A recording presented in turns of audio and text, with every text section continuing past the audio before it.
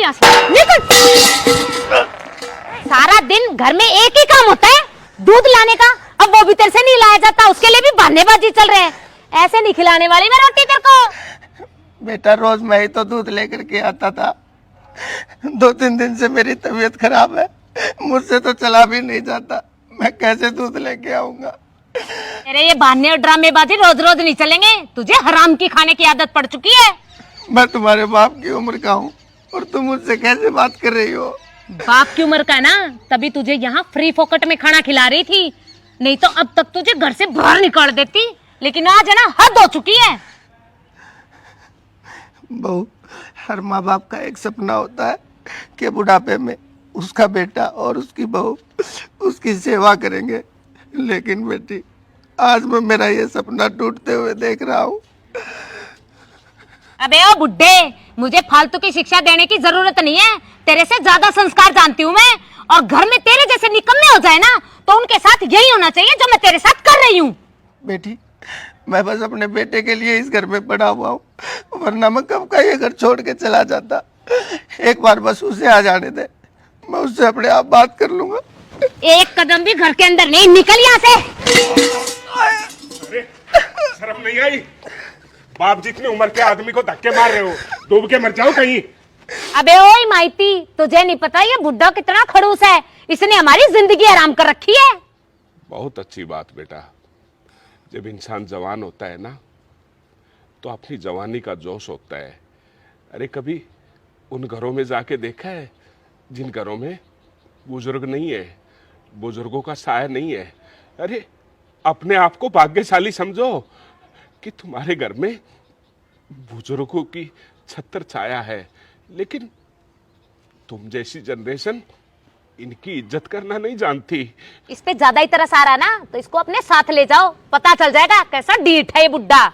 ले जाऊंगा, अभी इंसानियत मरी नहीं है, इंसानियत जिंदा है।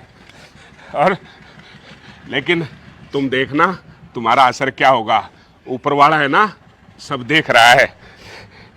ले भाई चल।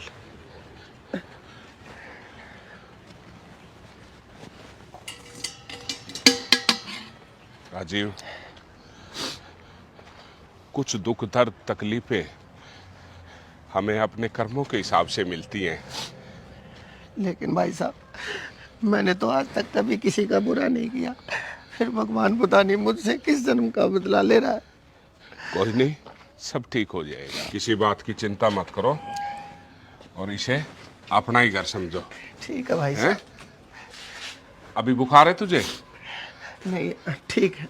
डॉक्टर को दिखा दूंगा मैं। हैं? हर रोज की तरह फिर किसी बीमारी को घर में ले आया। इस बुड्ढे ने इस घर को धर्मशाला बना के रखा हुआ है। क्या हुआ दीदी, कौन है ये? अरे मुझे क्या पता कौन है, लेकिन ये मेरे ससुर है ना, इन्होंने पूरी दुनिया का ठेका ले रखा है। हर रोज किसी ना किसी को घर पे ले आएंगे और फिर कहेंगे बहू अदरक वाली चाय बनाना। परेशान करके रख रखा है मुझे तो। बहू बेटा 2 कप अदरक वाली चाय बनाना। मामले में मैं बहुत भाग्यशाली हूँ कि मेरे बहू और बेटा बहुत अच्छे मिले हैं मुझे। धन्यवाद बेटा, सही कहते हो भाई साहब। बेटा, हाँ बाबूजी। ये तुम्हारे अंकल हैं और आज से ये हमारे साथ ही रहेंगे, तो इनके लिए भी खाना बना देना। वैसे बाबूजी कौन है ये? ये मेरे साथी हैं। जी बाबूजी, आपकी तो पूरी दुनिया साथी है, बस हम ही नहीं है कुछ। हर रोज किसी ना किसी को उठा लाते हैं यहाँ पे। कितनी संस्कारी है, और कहा मेरी बहू मुझे धक्के देकर घर से निकाल दिया। कोई नहीं, तू चिंता मत कर, सब ठीक हो जाएगा। यार अर्चू, 1 कप चाय मिलेगी? थोड़ा थक गया हूँ यार। थके तुम नहीं हो, थक तो मैं गई हूँ। अरे क्या हुआ? पूछो अपने बाप से जाके, मुझसे क्या पूछ रहे हो?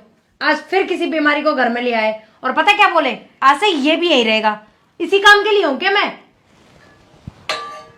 यार बाबूजी भी ना बस। मुझे नहीं पता सुमित, अपने पापा से ना क्लियरली बात कर लो। या तो तुम्हारे पापा और जो उनके यार दोस्त है ना, ये दुनियादारी है जो उठा उठा के लेके आते हैं, या तो वो लोग इस घर में रहेंगे या फिर मैं रहूंगी। मेरे बाप ने तुम्हारे साथ में शादी की थी, यूं नहीं कि दुनिया का धंधा पीटती फिरूं मैं।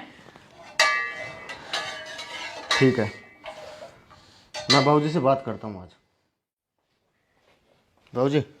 हाँ बेटा। खाना। और तुम ठीक हो? हाँ ठीक है बाबूजी। अच्छा, वो जो तुम्हारे अंकल लोग हैं ऊपर, उनको पहुंचा दिए खाना? हाँ उनको पहुंचा दिया बाबूजी। ठीक है बेटा। बाबूजी हाँ बेटा। मुझे ज़रा सी कुछ बात करनी थी आपसे। बात तो मुझे भी करनी है बेटा तुमसे। तो बाबूजी पहले आप ही बताओ। बेटा,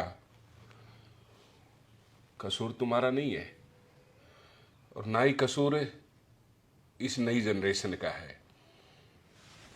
पता नहीं कैसा माहौल आ गया कि आज जो हमारे बड़े बुजुर्ग हैं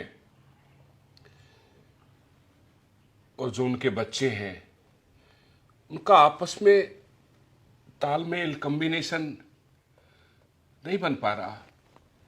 तो मैं नहीं चाहता था कि मेरे अपने घर में भी ये दिक्कत आए। मैं भी काफी दिनों से सुन रहा हूं, यही सोच के चुप हो कि थोड़ी सी तो जिंदगी है, क्यों बेकार की बातें करी, क्यों तुम्हारे को टेंशन दी। मैंने ये देखा कि मेरे अलावा और भी ऐसे हैं जो अपने परिवार के साथ अपने आप को सेट नहीं कर पाए, जिसमें मेरे साथी हैं, मेरे हम उम्र हैं। साथियों के साथ एक साथ रहो। हाँ बाबूजी, ये तो बहुत ही अच्छी बात है आपकी।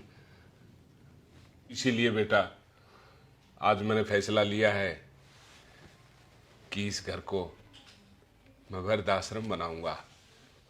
जितने मेरे साथी हैं, जिनका घर परिवार होते हुए भी आज वो बेसहारा हैं, इससे तुम्हारी माँ की आत्मा को सुकून भी मिलेगा।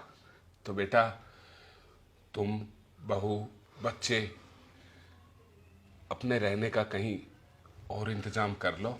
अरे बाबूजी कैसी बात कर रहे हो आप? मैं आपका इकलौता बेटा हूँ और हाँ, आपके अलावा हमारा है ही कौन? बेटा उनके माँ बाप भी घर से बाहर हैं, जिनकी इकलौती औलाद है।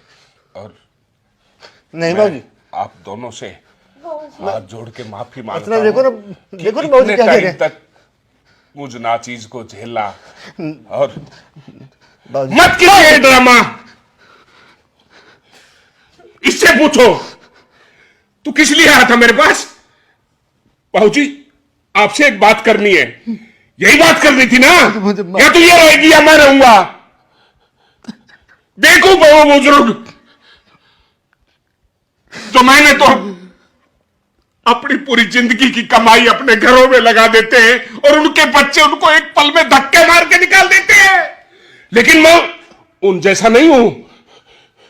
मैं उन जैसा नहीं हूं। Get out.